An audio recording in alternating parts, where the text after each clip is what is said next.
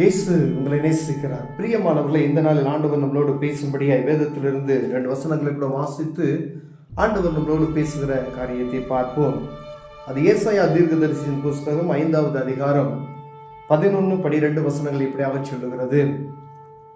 சாராயத்தை நாடி அதிகாலமே எழுந்து மதுபானம் தங்களை சூடாக்கும்படி தரித்திருந்து இருட்டி போகும் அளவும் குடித்து கொண்டே இருக்கிறவர்களுக்கு ஐயோ!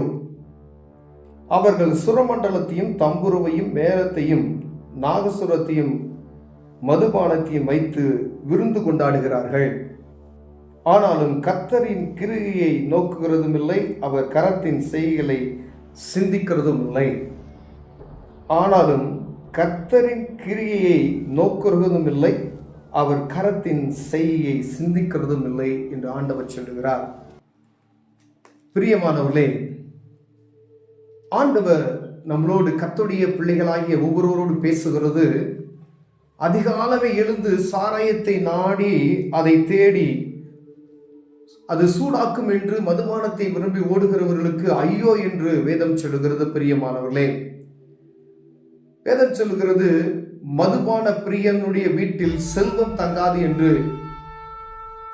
மதுபானத்துக்கு அடிமையாய் இருப்போமையானால் தேவ சமூகத்தில் ஆண்டவரே இந்த மதுபானத்தை அடிமைத்தனத்திலிருந்து நம்மை விடுவித்து கொடும்படியாய் இதை விடுவித்து காக்கிறதற்கு இயேசு கிறிஸ்துவால் மாத்திரமே முடியும். ஒருவேளை நம்முடைய இருதயத்தில் நம்ம ஒருவேளை நம்முடைய சிந்தனையில் இதை விட்டுறலாம் அப்படின்னு நினைச்சேன் அப்படின்னு சொன்னீங்கன்னா அதை விட முடியாது. இயேசு கிறிஸ்துவின் நாமத்தில் நீங்கள் இந்த மதுபானத்தை விடுவதற்கு நீங்கள் கேட்டால் மாத்திரமே அதை விட முடியும். இல்லை எனக்கு மனக்கட்டுப்பாடு இருக்கு அப்படின்னு சொன்னால் அது ஒரு நாளைக்கு விடுவீங்க அப்படிலாம் இல்லை. இயேசு கிறிஸ்து கிட்ட வரணும், அப்பதான் ஆண்டவர் அதை அற்புதம் செய்ய முடியும். பிரியமானவர்களே, அவர்கள் பாருங்க, சுரமண்டலத்தையும் தம்புருவையும் மேளத்தையும் நாதசுரத்தையும் மதுபானத்தையும் வைத்து விருந்து கொண்டாடுகிறார்களாம். அதாவது எங்கு பார்த்தாலும் இந்த மதுபானத்தின் நிமித்தம் வரக்கூடிய அழிவுகள், எங்கு பார்த்தாலும் டான்ஸு, பாட்டு கச்சேரி, டிஜே, விருந்து கொண்டாடுகிறார்கள். அது அவர்களுக்கு மயக்கத்தை உண்டாக்குகிறது. கர்த்தருடைய பிள்ளைகள் இப்படிப்பட்டதான சூழ்நிலையில் இருப்பீர்களானால் ஆண்டவர் உங்களுக்கு தான் பேசுகிறார். ஒருவேளை இது ஜாலியா உங்களுக்கு தெரியும், இது காலம் கடைசியாக இருக்கிறபடினாலே ஆண்டவர் உங்களோடு பேசுகிறார். இதிலிருந்து வெளியே வா என்று சொல்லுகிறார். ஏன் அப்படின்னா, இவைகள் ஆண்டவரை அறிய விடாதபடிக்கு நம்மை குருடராக்கி விடும் என்று கீழே உள்ள வசனம் சொல்லுகிறது. ஆனாலும் கர்த்தரின் கிரியை நோக்குறதும் இல்லை, கர்த்தரை குறித்துதான ஒரு பயமும் இல்லை, அவருடைய கிரியை தெரிஞ்சுக்கிறதே கிடையாது, அவர் கரத்தின் செய்கையை சிந்திக்கிறதும் இல்லை, ஆண்டுடைய கரத்தின் கிரியை என்னென்று சிந்திக்கிறது இல்லை. எங்கு பார்த்து பழைய ஏற்பாட்டின் காலத்தில் நம்ம வாசிக்கும் பொழுது மோசே சியோன் மலைக்கு மேலே போயிட்டு 10 கற்பனைகளை வாங்கி கீழே வருவதற்கு முன்பதாய் கீழே ஆடலும் பாடும் மதுபானத்தையும் குடித்து இருந்தார்கள். ஆண்டவருடைய கோபாக்கினை வந்தது, பாவம் சூழ்ந்திருந்தது. பிரியமானவர்களே, ஆண்டவருக்கு விருப்பமில்லாத செய்கைகளை நாம் செய்வோமையானால் அவருடைய கோபாக்கினைக்கு தப்பித்துக் கொள்ள முடியாது. பிரியமான ஆண்டவர் நம்ம மேலும் பிரியம் வைத்திருக்கிறது நிமித்தமாகவே இந்த வசனங்கள் நிமித்தமாய் நம்மளோடு பேசிக் கொண்டு இருக்கிறார். யாராக இருக்கலாம், நீங்க வாலிப பிள்ளைகளா இருக்கலாம், பெண் பிள்ளைகளா இருக்கலாம், ஆண்களா இருக்கலாம், பெண்களா இருக்கலாம்.